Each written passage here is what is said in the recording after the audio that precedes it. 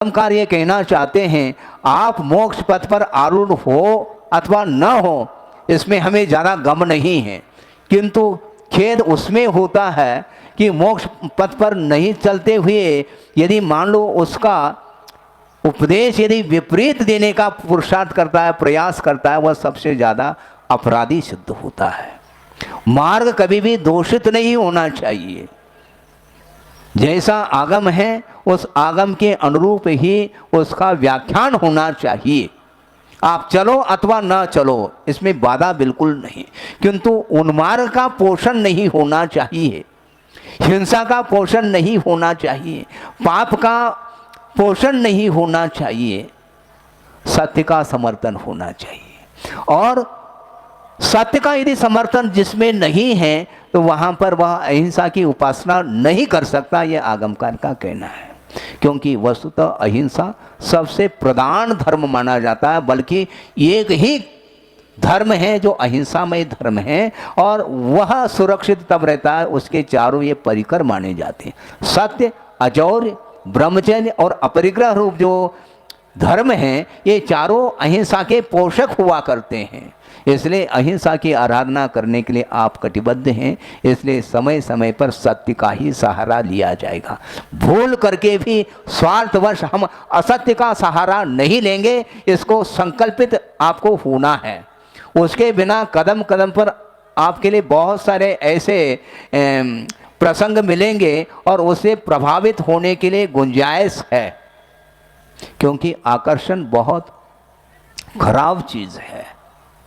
मोक्ष मार्ग की ओर आकर्षण कम हो रहा है और अन्यान्य जो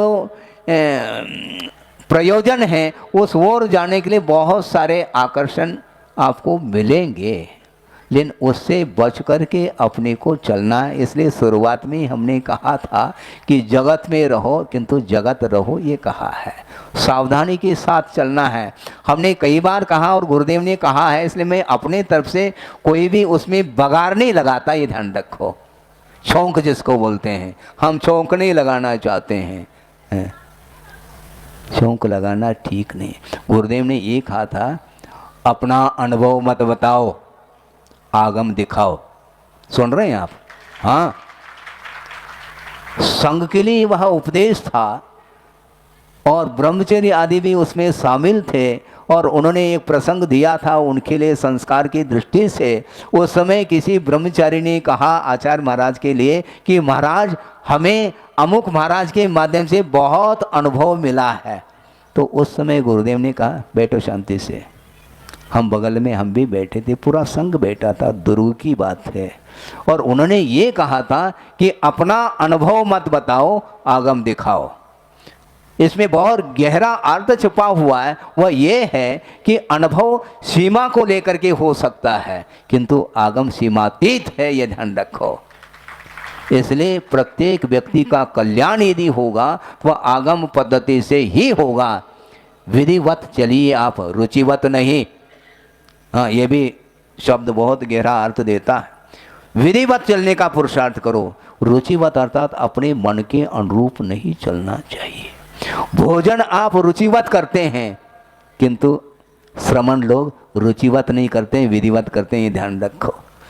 श्रमण लोग भी आहारचर्या को संपन्न करते हैं, आपकी भी आहारचर्या होती है और श्रमण की भी होती है, किंतु आपकी वह चर्या रुचिवत होती है, किंतु श्रमण रुचिवत नहीं करते हैं, किंतु विधिवत करके आते हैं। पहले ग्रास में ही यदि मान लो अंतराय हो जाता है, शिडाउन, वो बैठ जाएंगे श्रमण। महाराज ये क्या, ये उन्हें आपको हम दिखाना नहीं चाहते हैं, क्योंकि आपके ऊपर भरोसा हमारा है नहीं। हम आपको यदि दिखाएंगे तो आपके हाथ में वह चीज़ चली जाएगी, तो उसको आप मसल दोगे, हाँ गायब होगा। महाराज ये जीरा है, अरे जीरा है, अच्छा नहीं सुनो जीरा है, हमने ये सोचा। ऐसा तो नहीं कि पंचम काल में जीरे के भी पैर होते हैं। क्या कहना चाहो आप?